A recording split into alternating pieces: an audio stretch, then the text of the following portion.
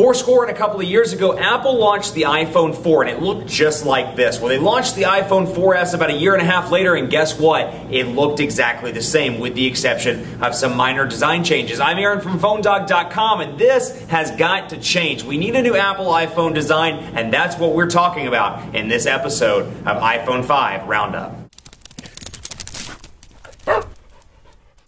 So forget what's going on between HTC and Apple and the fact that the One X and the Evo 4G LTE are being stopped at the border with customs. The shipments are delayed. Forget about that right now, because this is all about the iPhone and all about the iPhone design. There are a bunch of things I want to see in the new iPhone, and this is obviously my personal list. I'd love to hear from you either in the YouTube comments below, on Twitter at PhoneDog_Aaron, and at Facebook at Facebook.com/PhoneDog. Let me know what you want to see in the next iPhone. This is what it's looked like. It's looked just like this. I'm going to bring it in so you can see really closely. That's what it's looked like. It looked like that 2 years ago. It looked like that a year ago when the 4S came out, and it still looks like that to this day. We need some changes. First of all, the thing I'd like to see in the new iPhone, we've talked about this a little bit before, but here are my most recent things that I'd like to see. First of all, a bigger display. It doesn't have to be really big. You know me, you know my videos. I tend to err on the side of a little bit of a smaller display to appeal to all ranges of people. So between what I like and what my mom likes and what my kid brother likes and what this person likes and what that person likes,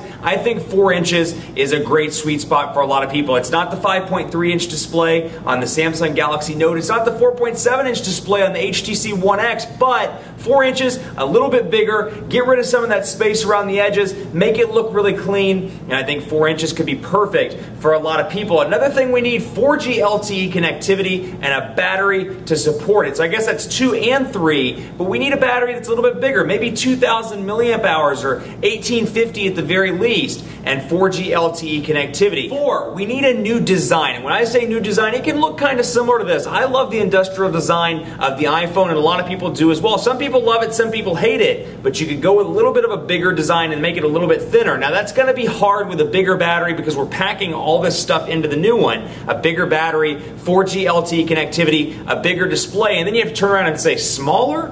Well, we'd like to make it a little bit smaller. That would be super cool. And also, this is a pipe dream, but I'd love to see it a little bit cheaper. Let's bring something like an entry-level device in for $99.99. Keep the iPhone 5 or the iPhone 6 at the $199.99 price point, but instead of bumping the 4S down, let's come up with a budget version, maybe with a little bit less storage space, maybe with, you know, a display that's less resolution, something, maybe without the 4G LTE connectivity, but a similar design for $99.99 instead of bumping the last year model down into that $99.99 slot. If they can do that, I think it's going to be a great iPhone. I'd love to hear from you. Let me know what you think in the YouTube comments below, on Facebook, on Twitter at PhoneDog_Aaron, on Google Plus at gplus.to/PhoneDog. There's a lot of places where you can talk to me and talk to the PhoneDog staff.